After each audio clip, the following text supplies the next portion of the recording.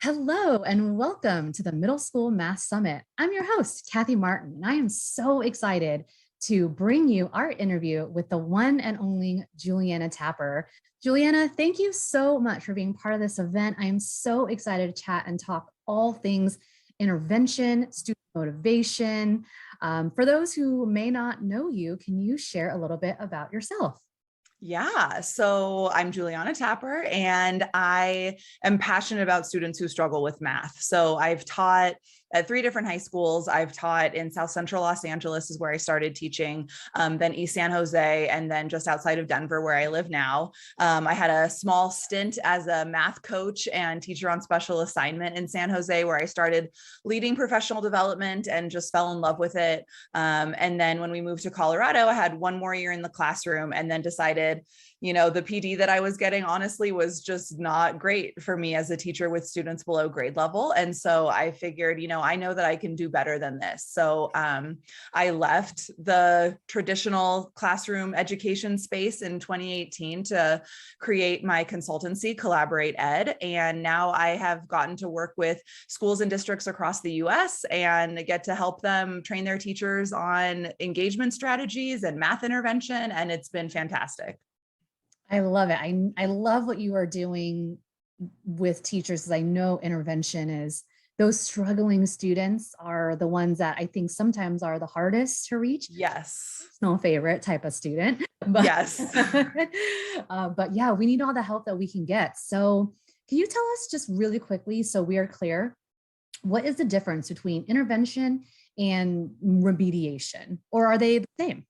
Yeah, I think it was interesting to kind of think about this and think about the difference between the two, because I think in my mind, I've kind of use them, interchangeably. But when I really stop to think about intervention versus remediation, I think intervention is more like, response to intervention, like RTI ideas or multi-tiered systems of support, like MTSS work, where it's whole class trying to kind of catch students' gaps and stuff before they actually fail.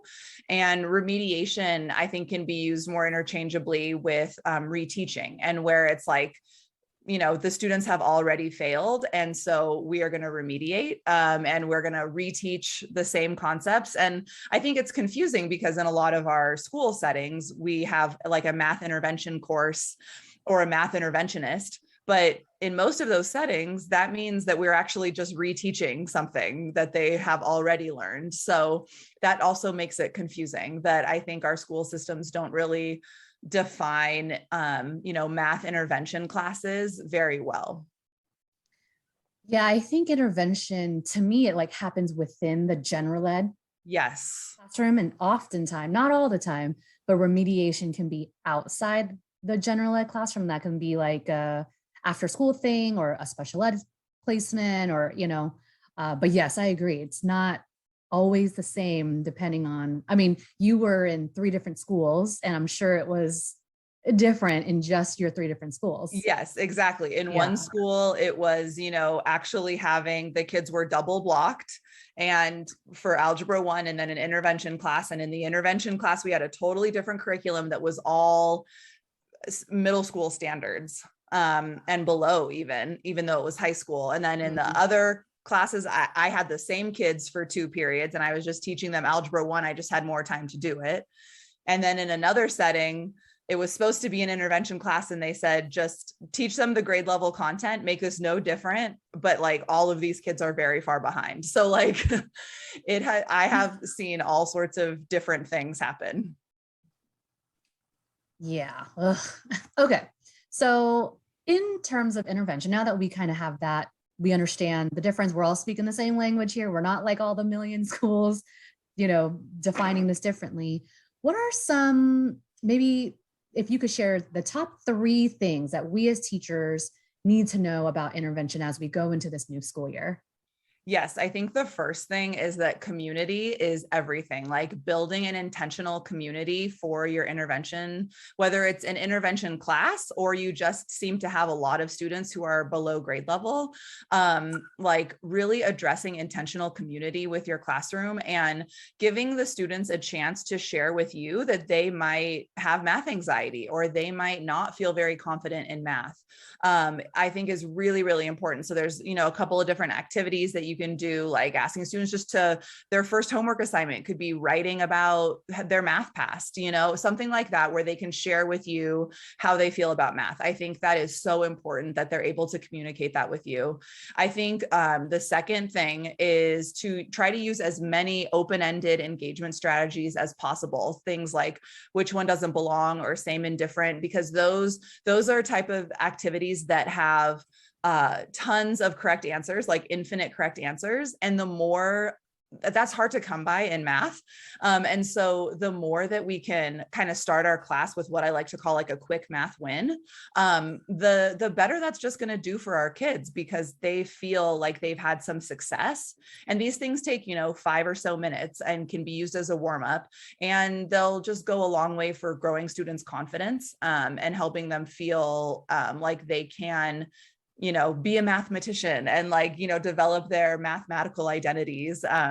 So I think that's really important. And then I also think expectations are vital. And this is easier said than done. But when we are teaching an intervention class, especially when we know everyone is behind, it's very tempting to say, oh, well, my 8th graders don't know how to add and subtract negative numbers. Like they don't understand that. They don't know how to do fractions.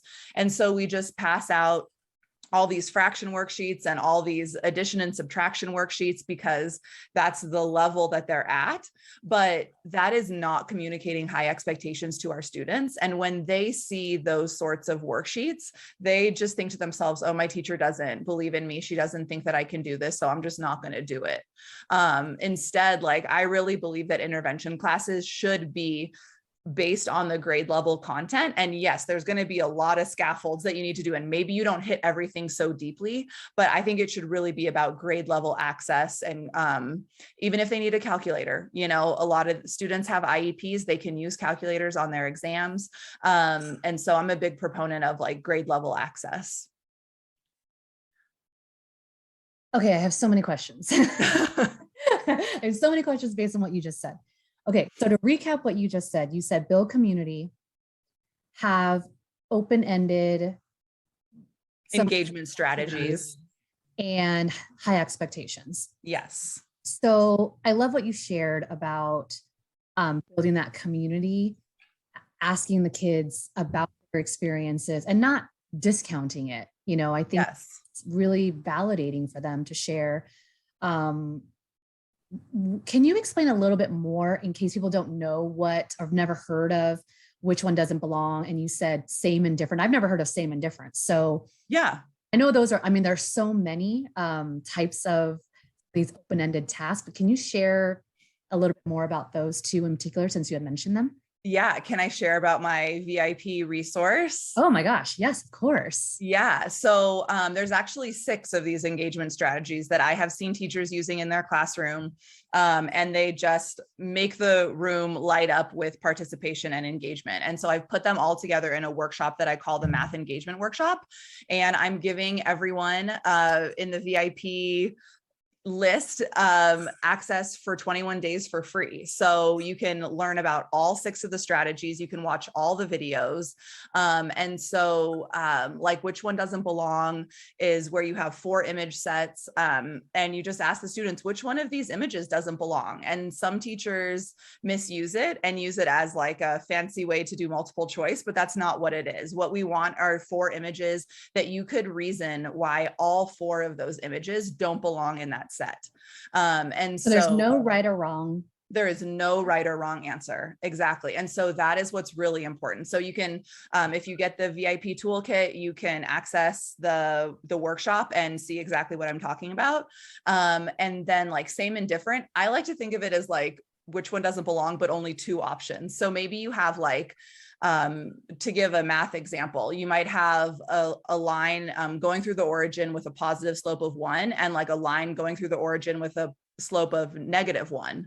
And you would ask the students what's the same and what's different. So, they might say this things that are the same. It's a graph, it's a line, it's going through the middle, it's going through the origin, it goes through 0, 0, something like that. What's different is that one's going up, one's going down, positive slope, negative slope. So you can get all this great academic vocabulary and kind of merge it with the kids who maybe have the words like slope and then don't have the words like slope and just say up or down. And so it just like creates just a really rich participation environment, because again, with same and different, there's no right or wrong answer. And so you can look that up, Google that as well. Another one that I really love using, like estimation 180 tasks. So just going to estimation180.com and using the resource there to get really great ideas about just getting our kids estimating, because that's like something that they really struggle with. I could keep going, but that's at least like 3 of them that are really fun. I'm a really bad estimator. Yeah. So yeah, if you have not upgraded your ticket to our VIP All Access Pass, you're going to want to click that button right below this video and upgrade your ticket now so you can access Juliana's amazing resource, 21 days for free. Like, that's incredible and it's generous. And thank you so much for that. I know the teachers who will access that are going to absolutely love it.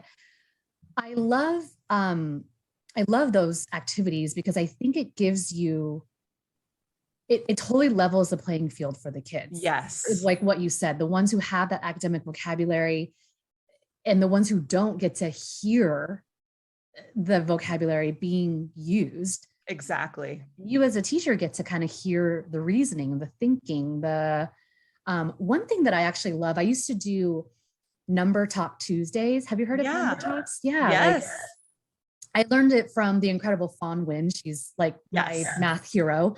And and like, just to be able, I would put things up like 18 times 15 on the board. It's like, don't talk. You can't say anything. You need to be quiet for a minute and just think. And then how did you get the answer?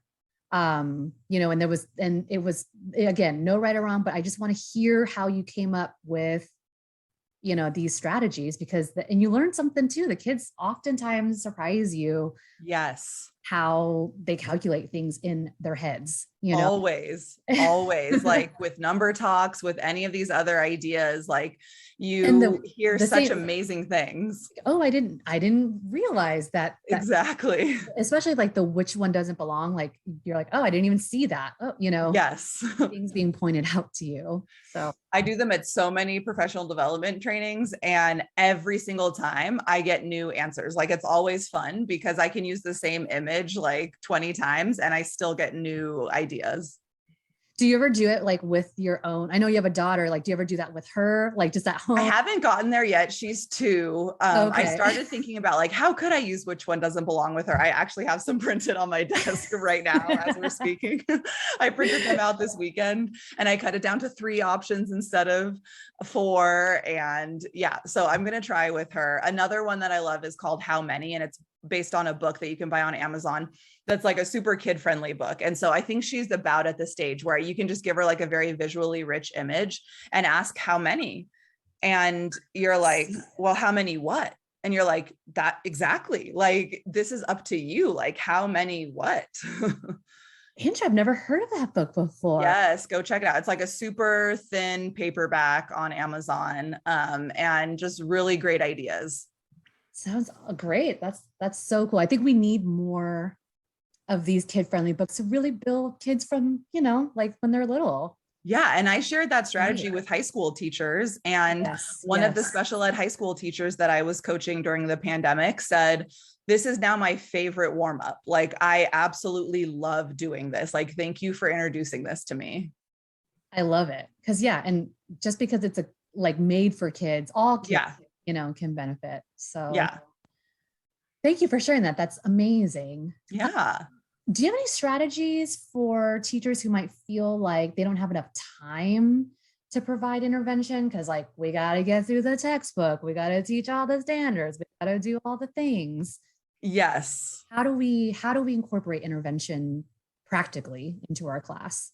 Yeah. So I think it's really important to make sure that like we're focusing on the content that we should be focusing on. Achievethecore.org has some great resources about what standards we should focus on and sort of what concepts we should be focusing on in what grade, like from the Common Core authors. Even if your state isn't using Common Core or whatever, it still has great ideas about like, okay, this is what I should focus on and this is what I should leave behind. I think sometimes also with intervention classes, like it's okay to not go as in depth. You know, like I look at examples from textbooks of two-step equations. I see there's like one with a fraction, then there's like a literal equation with like pi in it. And then there's like a decimal equation, a two-step equation. And I'm like, really, like, I'm just going to do the fraction one. Yeah. Like, I don't think we need to practice like all these other situations.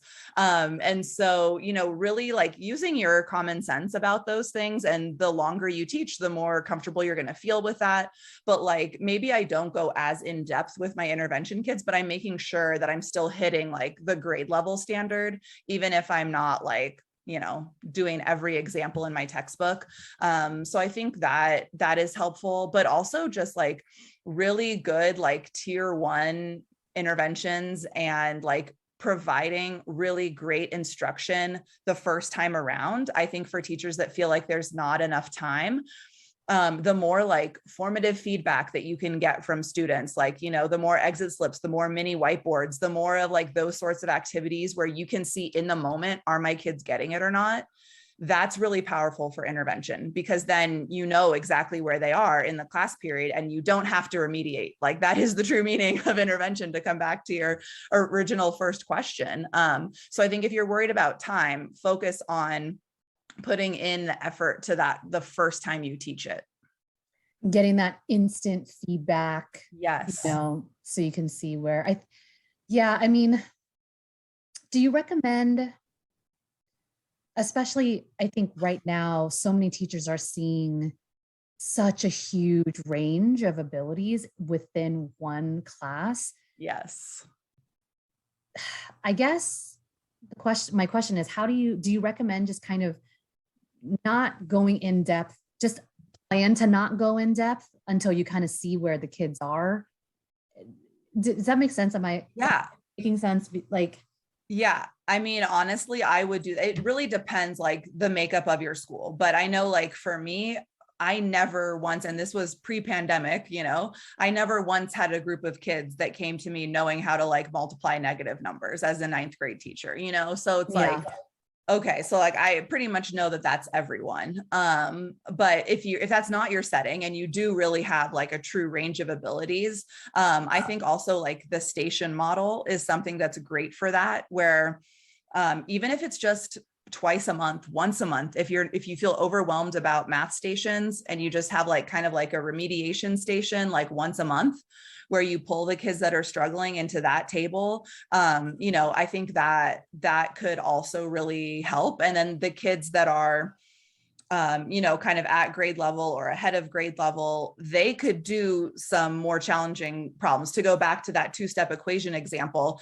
maybe in the class period, you really focus on just like the regular two-step equations, like with the fractions, but you leave out the literal and the decimal.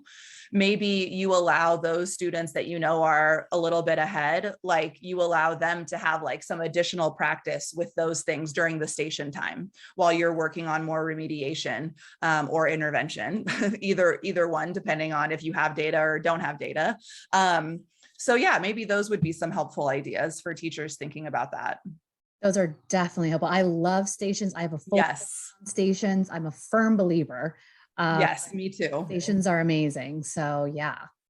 How do we choose the right intervention? Yeah, I think it really comes down to just trying things and like seeing what fits your teaching vibe. Like I have a hard time going in and, you know, telling teachers like, this is exactly what you should do. It needs to look this way, because we all have different approaches to how we should teach. So, you know, look at like, I have a list of like 10 math intervention strategies. Look at a list like that, do a Google search for something like that and try some. And then pay attention to how your students who are behind, how are they interacting with with that strategy that you try. Are they engaging? Are they participating? Do they actually do the work? Because if they are, then you found a great intervention that works for you. But if they're not, then that's not the right intervention for you. And you just keep looking and just keep trying and tweaking until you find what like fits your style and you're seeing change in the kids. You have any favorite intervention strategies? Like your like go-to, like most of the time they work? Yeah. And I mean, I consider this a strategy. You can push back if you don't think it's a strategy, but I think whenever you can show students one problem at a time, whether it's during your notes or whether it's like during an activity, like that's why I love scavenger hunts or task cards, because those are activities that the kids just focus on the one in front of them. Then they go find the next one, and that is, I consider that an intervention strategy, because when we pass out a worksheet to kids who struggle, they're just like, I'm doing this. So who wants to see so overwhelming. Yeah, exactly. Who wants to see 25 math problems? 25 problems on a page? Yeah. No one wants to see that. But like all of a sudden you put 8 questions around the room and they're like, oh, I got this, So it's like, I would much rather take that. So I see those like one at a time sorts of activities as an intervention strategy, because they really do allow students, if they have any sort of math anxiety, to let that go. And then do you want to hear another one? Yeah, please. Yeah. Okay. Another one that I really like is just like, again, super simple, taking a piece of paper and folding it up into 8 boxes. So like hot dog weigh once, hamburger weigh twice, and using that as like a graphic organizer. So I find that kids, especially intervention kids that struggle with math, they're usually probably struggling with school in general. They don't have great executive functioning. They don't really know how to take notes. So, and we don't want to wait in the copy machine line to make a graphic organizer or print out these beautiful notes. I mean, it's worth it, but like sometimes we just don't have the time or the copy machine's broken. So just taking a piece of paper, folding it into 8 boxes, and then, problem 1 goes in the first box, problem 2 goes in the second box. It just allows them to have a little bit more understanding about like, okay, this is where all of this goes. Yeah, executive functioning is basically the ability to, or the difficulty to keep things organized. Yes. That's kind of the gist of it, right? So I've worked with so many students who really struggle with executive functioning, cannot keep a binder, cannot keep a student agenda, like, oh, so hard. Yes. They're skills. They are skills that need to be learned. And I think teaching your student how to keep your paper neat so you can read it is a huge life skill for them. It really is. It really is. And I think some teachers are like, oh, that's too structured or something, but I think with intervention, the more structure, the better. They actually thrive. They might push back a little bit at the beginning, but they actually thrive with more structure. In my class, I actually have the kids fold their paper hot dog style. So it's like 2 columns. Yes. When they do homework, they only take up half the column. And then when they're at the bottom of that column, they go to the next column. So it's like, so that's how they work, nice and clean. And it's funny to see them later, like after they've taken my class, they move into the next class and I see them and they're still doing it. So I'm sure those kids that you're showing the 8 box, like that's something that they're just gonna.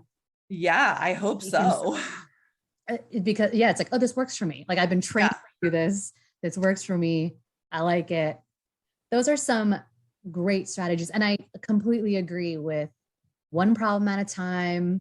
It helps your brain. It just helps your brain focus instead of seeing the rest of like, oh my God, I've done 1 and there's 17 left. And what is even the point? And, Exactly. So I love a good, like taking Post-it notes and like covering. Yes. You just, you don't have to see it. You don't have to look at it yet. And you can peel them off as you go. So exactly. That's a great strategy right there. I love that one. And I honestly, I do that myself. Like when I have my to-do list, it's like, oh, I can't look at my to-do list because that's overwhelming. So like, let me just cover it. And anyway, so these last few years, it has been very hard for many teachers in the classroom. Do you have any tips or strategies on what teachers can do to increase student motivation, decrease like student apathy, and just kind of overall just increase that, yeah, just increase student motivation?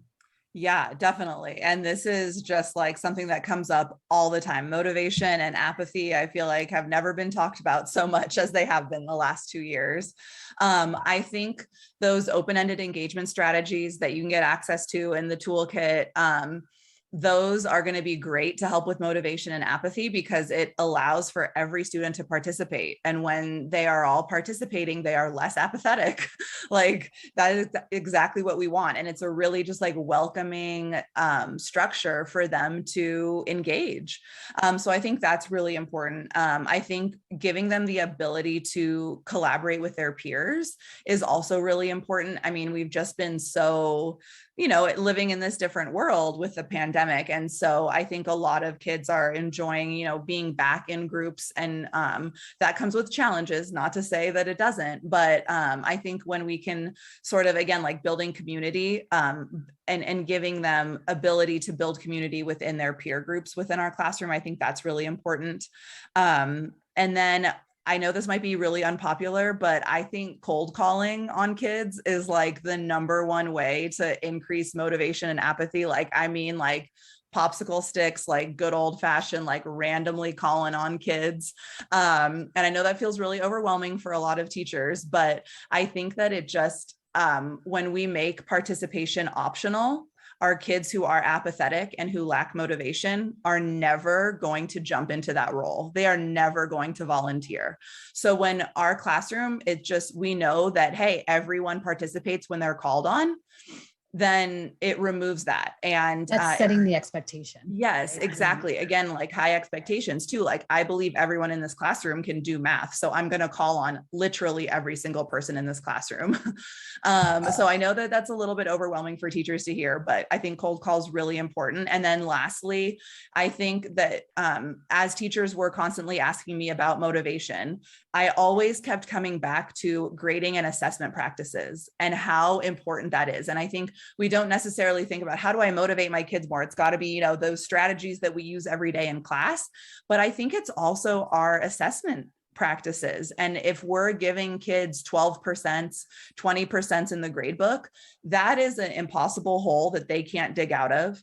And so if we're assigning that and then we're shocked that they're not motivated in our class, I mean, would you be motivated if you literally couldn't dig yourself out of an F? If you get a 10% and then an 80%, you've just had amazing growth, but you are still really failing that class if you're using a true percentage system. And so I think we need to like take a look, and again, sort of unpopular opinion there, but I think we need to take a look at how we're grading students in a way that could be a little more equitable and motivational, because I think that's a big thing.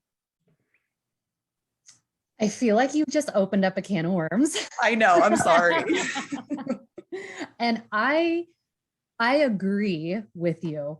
And it's okay to disagree with me too. Like by no means am I saying my way is the right way.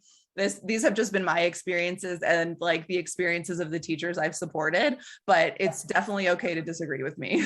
I'm going to play the devil's advocate here because I can already hear teachers, because I've heard this all the time, say like, well, if you don't hold kids accountable and you don't like, and they deserve, right, the F or whatever, the failing grade, like, how are they gonna make it through life? How are they teach them anything about life? Because there's no accountability. Yes. Do you have anything to say to that, to those teachers who are yelling at us on the screen right now? Yes, exactly. I think so. How I feel about assessment is that it should be really more like mastery based, kind of like a more standards based approach. And so it's not just like, oh, the kid failed and didn't try anything, and I still just give him a 50% in the grade. Like on a test, you mean? And we just go on from there. And then they just accumulate all these 50%. Like that is one way to do it. but I can see why that is not appealing to a lot of teachers. And instead, I think it's a real shift of what are our assessments assessing?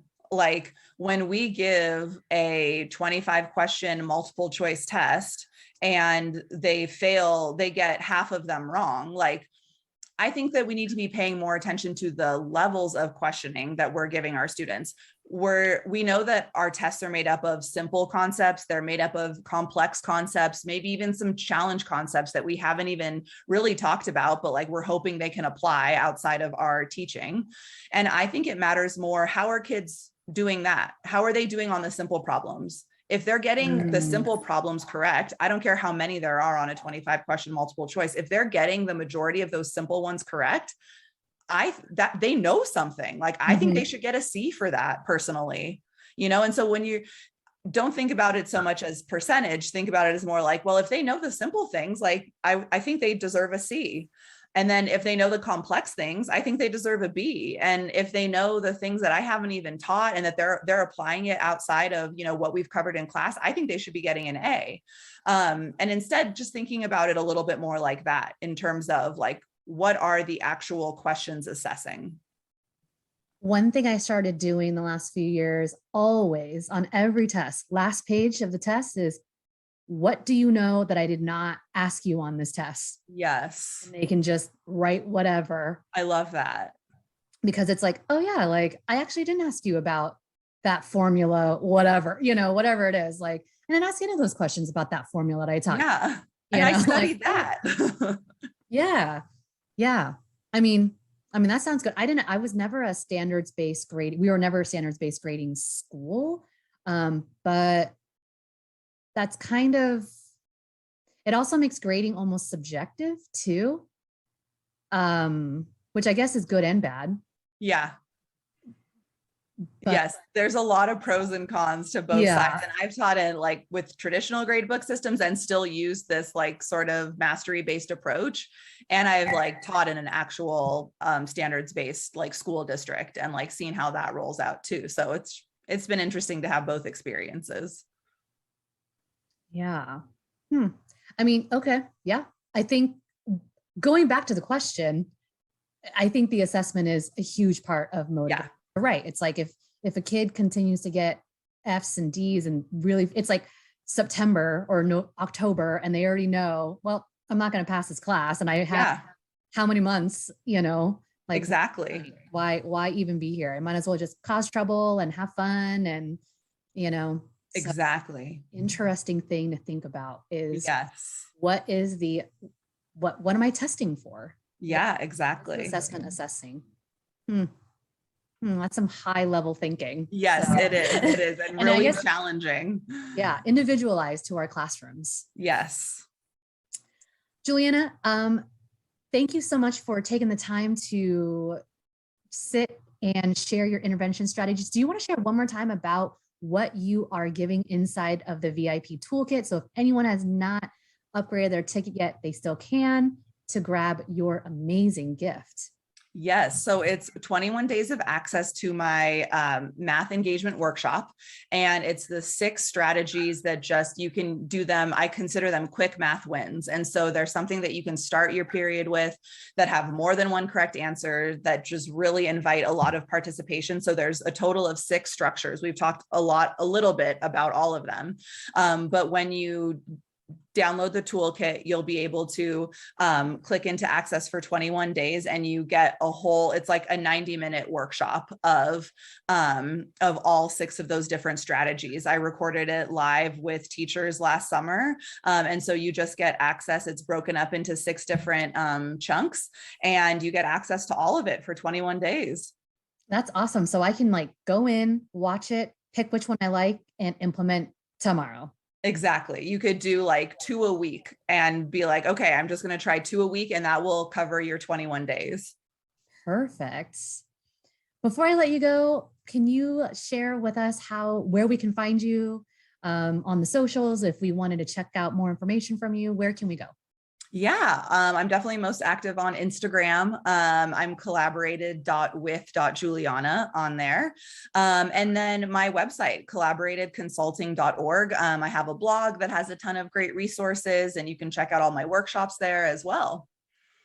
Awesome. We are going to actually be jumping into our bonus interview where you're going to be sharing one of your most popular intervention strategies called Math Wars. Yes. Have an upgraded ticket. You're going to want to check out that video. It's coming up next. And if you don't have an upgraded ticket, what are you waiting for? Click that upgraded button right below this video. I cannot wait to chat more about Math Wars because I want to know more about it. Yeah. Juliana, thank you so much for all of your wonderful tips and strategies. And we will see you all in our next video. Bye.